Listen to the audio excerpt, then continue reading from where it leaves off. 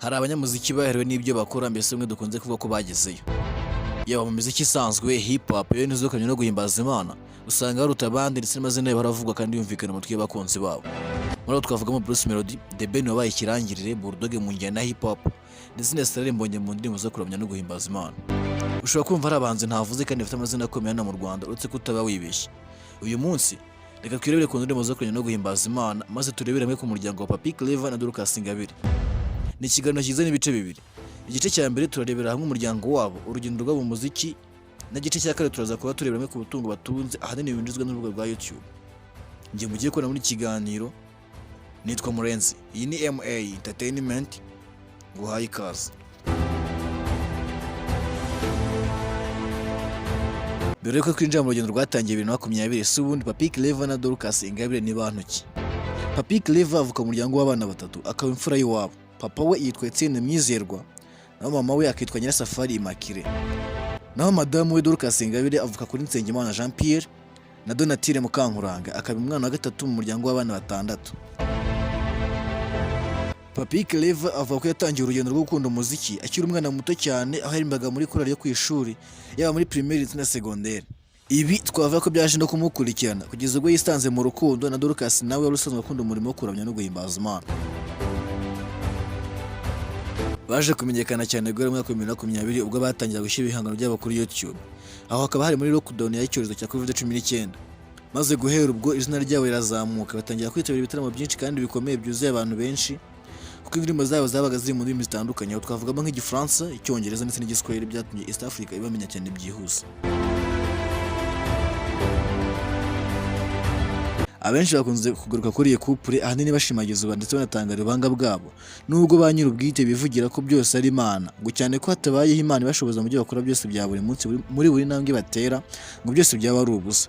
Bavuga ko nubwo bavana amafaranga menshi kandi ahagije mu byo bakora, ngo ahanini ikintu cy'ingenzi kuri bo ntabwo ari inyungu bavana mu byo bakora, ahubwo ni ubutumwa bwatambukijwe mu ndirimbo bakoze, bwakiriwe butetse kuko bwahinduye abo bwari bugenewe, cyangwa bashyira imbere ubutumwa bwatanzwe mu bihangano byabo kurusha ikindi kintu cyose.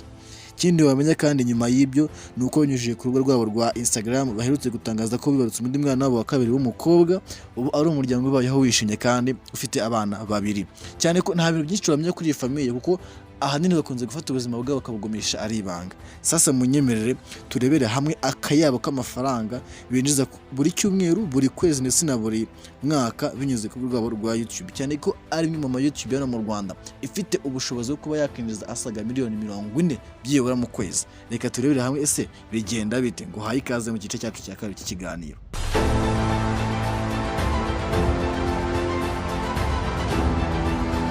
Yes, twinjira mu gice cya kabiri cy'ikiganiro, aho tugiye kurebera hamwe noneho ukuntu YouTube channel ya Papy Clever ndetse na Dorcas Ingabire ikora. Mu by'ukuri ni abanyarwanda bakiyanzi, uretse ko batanarenze babiri babashije ko bagira subscribers miliyoni. Uwo naho ndetse Ngabo Medahe nawe uko indirimbo zo kujya no guhimbaza Imana ndetse na Israel Mbonyi, nibo bahanzi bonyine rukumbi bafite subscribers barenga miliyoni. Sibyo kandi gusa bisanzwe no mu Rwanda ni amacano makeya yabashije ko bagira subscribers miliyoni. Aho twavugamo nka Lady Blue Jade nawe n'umuntu ukora ibyegeranyo nawe mu bushaka nzamubabwiraho, Rocky Entertainment we nawe utamuzi ndetse na Isimbi TV. Urumva ko ndetse na televiziyo Rwanda nabonye nayo yarabashije ko yapasinga subscribers 1M. So urumva ko ni ibintu bikomeye kuba wagira subscribers miliyoni imwe. So turaza gusanga rero channel ya Papy Clever inyitwa y'ibihangano byabo bya buri munsi ko tuza kubibona kuko ari inactive cyane, kuko nimba ari YouTube channel imaze kubashyirwaho video zirenga 545 dushyizemo amakonseri yabo, indirimbo zabo baba barakoze. Urumva ko ni YouTube channel igomba kuba iperforminga neza ko n'abantu bazwi cyane muri ino industry y'imyidagaduro mu Rwanda. So twero tutabitinzemo turaza gusanga ari channel yakozwe itariki 19 z'ukwezi kwa mbere 2017. Urumva ko yakozwe cyane nubwo nyama yatangiye gushyirwaho ibintu ejo bundi 2020, ikaba yarahawe channel type ya rubanda, ikaba kandi iherereye ibaruje ko iherereye muri Leta Zunze Ubumwe za Amerika.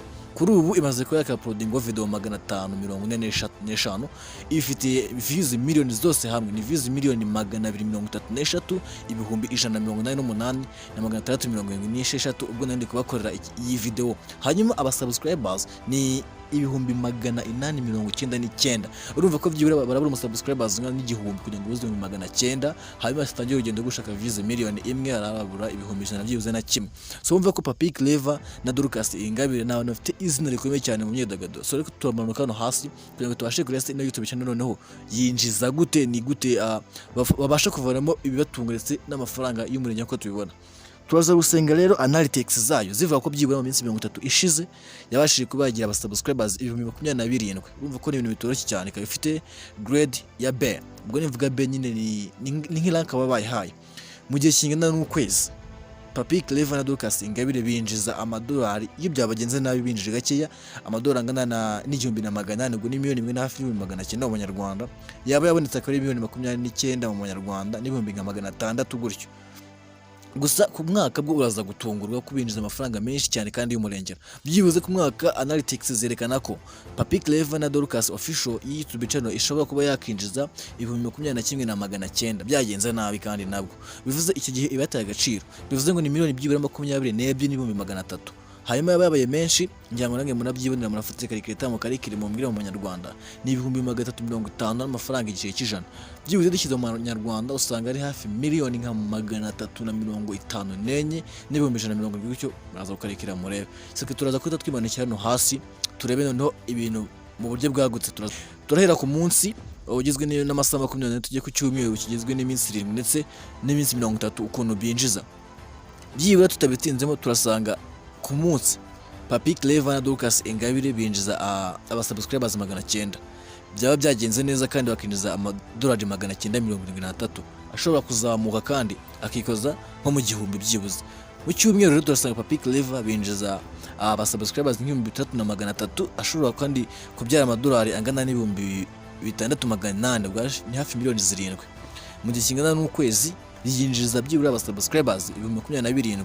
Views zose hamwe usanga ari nka views miliyoni 7,794,198 kandi amadolari yo ni miliyoni 1,900 mu Manyarwanda, yaba yazamutse kandi akikoza 29,200.